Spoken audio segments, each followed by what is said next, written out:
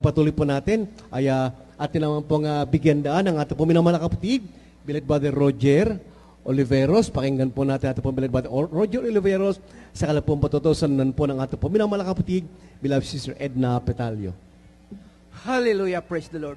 Ang pagdadakila at palululhati ay para lamang sa ating pinakamamahal na Panginoong Hesus at dobling paggalang sa ating beloved Pastor Wildy Estrada Almeda at sa kanyang mga anak at pag-alaala sa ating beloved Mama Dear sa kanyang mga turo na tumimo sa aking puso at magandang hapon po sa ating mga beloved kapatira, baguhan at datihan. Ako'y lubos nagpapasalamat sa ating pinakamamahal na Panginoong Hesus. Nandito man po tumayo sa inyong harapan upang luwalhatiin ang kabutihan ng pinakamamahal na Panginoong Hesus sa aking buhay.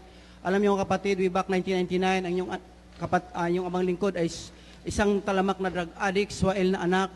Ngunit nang napanood ko sa TV ang gawain na to, ang sabi ng mahal na pastor, sino yung mga drug addict, walang kapayapaan, lumapit sa pinakamamahal na Panginoong Hesus. Isa lang sabi ko, dito ako sa Jesus Miracle Crusade babaguhin ng ating pinakamamahal na Panginoong Hesus. At hindi ako binigo ng ating pinakamamahal na Panginoong Hesus dahil hinanap ko siya sa dakong Zamboanga City, sa Santa Maria po. Talaga pong nagpabautismo ako sa tubig sa pangalan nating pinakamamahal na Panginoong Hesus. Binago ang aking buhay. Pinagaling aking karamdaman, sakit sa baga, ang aking sakit sa hernia, pinagaling ng ating pinakamamahal na Panginoong Hesus. Alam niyo mga kapatid, maalala ko ninyo mga kapatid, way back 2013, September 9, kung saan ang Zamboanga crisis, nangyari yung MNLF mga kapatid, talaga pong ako'y lubos nagpapasalamat sa ating pinakamamahal na Panginoong Hesus dahil po kung saan yung nangyaring gera at sunog, doon po kami talaga sentro yung aming bahay. Alam niyo mga kapatid, araw ng Lunes, talaga nakapakabuti ng ating pinakamamahal na Panginoong Hesus. Bakit po araw pa lang ng linggo pinaisip na aking pinakamamahal na Panginoong Hesus?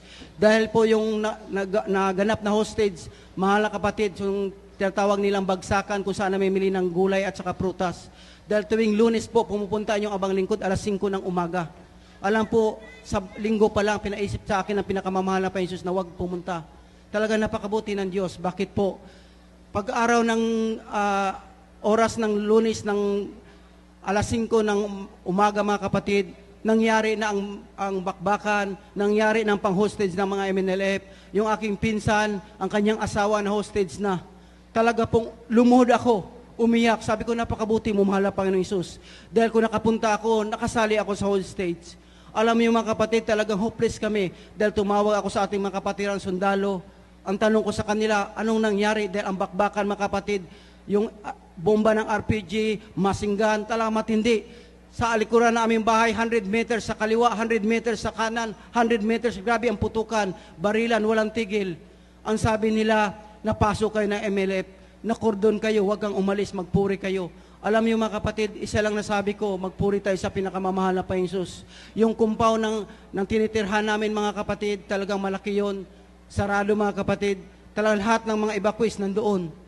Alam mo mga kapatid, grabe ang gawa ng ating pinakamamahal na Panginoong Hesus. Dahil ang aking negosyo noon dati mga kapatid, talagang gumagawa ako ng ice candy. Iniisip ko yung paano na aking pagkabuhayan. Yung aking freezer po puno ng ice candy. Sabi ko, mahal na Panginoong Hesus, pag umalis kami, paano nang mangyari? Paano itong aking ice candy? Yun ang iniisip ko mga kapatid. Pero napakabuti ng Diyos. Dahil nung hindi kami makalis lahat, dahil nakordon ng MNLF yung bawat daanan namin, nandoon yung mga MNLF naka-checkpoint. Talagang tigil kami, ang sabi ng taga Zamboanga na yung taga-munisipyo mga kapatid, tigil muna kayo dyan, huwag kayong umalis, sabi ng mga announcer. Alam niyo kapatid, pinaisip sa akin, ang sabi ng mga tao, di ba marami kayong ice candy, ibinta mo muna para mabinta yan, para wala ka nang alalahanin. Alam niyo kapatid, sa loob ng 2 oras na isip, naubos yung mga kapatid, talagang pasalamat ko sa ating pinakamamahal na Panginoong Hesus. Alam niyo kapatid, kinabukasan, alas 4 pala ng umaga, magpupuri na ako. Alam niyo kapatid, hindi ka makapagpuri dahil yung putukan, grabe, masinggan, tumawag yung mga taga-pastoral. Brad, kumusta ka dyan? Sabi ko, nandito. Kita niyo ang putukan, ang tindi ng putukan. Yung putok ng RPG, mga kapatid, grabe. Alam mo yung mga kapatid, pagdating ng alas 7, tumigil dahil nagsambahayan yung mga Muslim. Alam mo yung kapatid, habang tumitigil, tinawag ko yung aking mga pamilya, aking kuya. Sabi, isang pwesto tayo dito. Dahil yung aking beloved bayaw, nakabantay, siya pong nangasiwa doon sa Smart Tower. Doon kami mga kapatid. Alam po ninyo, habang ako'y nag-iisip, nagluluto po ako para papakainin niyo aking mga pamangkin. Alam niyo mga kapatid, pagdating ng alas 8, umpisa naman ang putukan, makita mo yung bala, talagang matindi mga kapatid.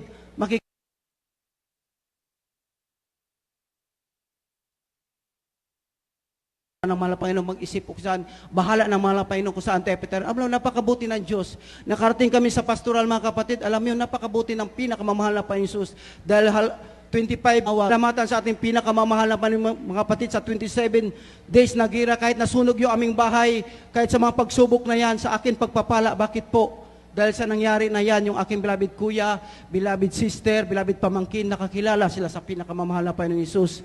Kahit man po wala ko sa financial doon mga kapatid, talagang puno naman ko sa spiritual mga kapatid na pagpapala sa ating pinakamamahal na Panginoon Jesus. Alam yung kapatid, yung magpagamit ka pala sa pinakamamahal na Panginoon Jesus, grabing pagpapala. Bakit po? Bago po magkrusada sa Dakong Manukan mga kapatid, kami po yung naatasan gumawa ng ating chapel doon. Alam niyo mga kapatid, napakahirap. Pero talagang tiniis namin yung ating kapatiran po mga kapatid. Alam po ninyo, bago magkrusada, bago matapos ating gawain doon ng araw ng linggo, bago tayo magtapos mga kapatid, pagkatapos ng mga kapatid, gawa kami ng chapel. Yung ating isang kapatiran na driver ng pedicab mga kapatid, dahil malayo yung tubig, sabi ko sa kanya, arkilahan mo yung pedicab mo, bayaran na natin para maghakot ng tubig para pang halo sa masa ng semento mga kapatid. Alam mo, habang binayaran niya ang kapatid, pauwi na siya ng chapel, alam mo, grabing himala ng ating pinakamamahal na Panginoong Jesus. Dahil, bakit? Yung asawa niya at saka anak niya, 3 months old, sa kanya mga kapatid. Alam mo, grabe maghimala ang ating pinakamamahal na Panginoong Jesus. Pinakita sa kanila kung gaano kabuti ang ating Diyos. Dahil habang pauwi sila, ito pong Port Everest mga kapatid, ito po'y napakatulin, mga 100 ang kanyang tulin mga kapatid. Binundol tong pedicab mga kapatid. Alam mo, pagkabundol, talagang lumipad yung tatay. Talagang nakatuwad siya. Nakita niya yung kanyang anak. Lumilipad. Ang sabi niya, hallelujah, praise the Lord. Yung anak ko lumilipad. Yung asawa ko lumilipad. Mahal na Panginoon, bahala ka na sa amin, pag-ingatan mo kami. Alam mo, grabe mapaghimala ang ating Diyos. Bakit po? Yung pedicab, sinsilyo ang nakakita. Sabi nila, itong mga nakasakay patay. Pero grabe maghimala. Bakit po mga kapatid? Yung 3 months old na bata, pinag-ingatan, gas-gas lang. Para siyang papel, dinuyan ng ating pinakamamahal na Panginoon Jesus. Yung asawa niya, pinag-ingatan, walang gas-gas. Yung driver mga kapatid, yung driver na kapatiran din natin, talagang yun ang nagas-gas. Talagang ninervyos siya, dinala sa hospital. Pagdala sa hospital, mga kapatid, talagang nagdedeliryo. Hindi siya inano ng doktor. Pagdating ng ating preacher doon, mga kapatid, ang sabi natong kapatid, ang preacher na Muslim, sabi niya, ilihans natin para mabalikan. Yung pagkalihans, mga kapatid, alam mo, nabalikan siya, natauhan. Sabi niya, ang bata, ang sabi pa ng nurse sa kanya, saan ba kayo galing? Doon kami sa Jesus Miracle Cross. Napakabuti ng Diyos. Talagang magpaghimalaan yung Diyos. Pinag-ingatan kayo. Alam niyo mga kapatid, yung nakabundol mga kapatid, lasing na driver, doktor pa. Kinabukasan pumunta sa pastoral, sa ating chapel doon sa Dako ng Manukan mga kapatid, habang gumagawa kami, pumunta yung tatay. Hinanap yung bata at saka yung mag-asawa. Dadalhin sa hospital. Ang sabi ko, nandoon sila sa nagpagawa ng police report. Ang sabi ko, mamaya-maya, sabi niya, grabe maghimala ang kanyang Diyos. Bakit po? Talagang pag nakita mo yung pedicab, sinsilyo, walang bubuhayin, pero ang Diyos niyo talagang totoong buhay. Grabe mapaghimala ang ating Diyos. Kaya mga kapatid, sa paglilingkod sa Dakong Sambuanga, labis namin pinapasalamatan na nakaabot doon ang panalangin ng mga pastor. Marami tayong Muslim na kapatiran na patuloy na nagsasamba, mga kapatid. Makita ninyo sila na talagang tuwang-tuwa sa araw ng pananambahan. Kaya talaga pong yung mga naunang mga kapatiran na natapat na magbigay sa mahal na Panginoon. Pinapasalamatan namin yan na Dagong taga Sambuanga. Bakit po? Kundi sa inyong pagtatapat, hindi nakarating sa Dakong Sambuanga ating banal na gawain. Kaya kami po, Dakong Sambuanga, labis naming pagpasalamat, lalo na sa mga panalangin ating mahal na pastor. Grabe naming pagpasalamat kay kung hindi dahil sa panalangin ng mga pastor, wala ako dito nagpapatutuo na ang Diyos natin nakarating sa Dakong ng Sambuanga. Maraming Muslim na nakakilala sa ating pinakamamahal na Panginoong Jesus. Kaya ang lahat ng kapurihan, pagpasalamat ay tanging sa ating pinakamamahal na Panginoong Jesus po lamang. Amen. Praise Lord. Glory to God. God bless you mga kapatid. Maraming salamat po sa mga dakilang himala niya, mga pag-ingat ng mahal na Panginoon. Sa kanya po mga anak niya po'y pangako ng mahal na Panginoon. Sa bananak sa salmo mga naman, ang anghel ng mahal na Panginoon ay nakapalibot po sa mga anak niya naglilingkod sa kanya ng buong katapatan. Ating po palakpakan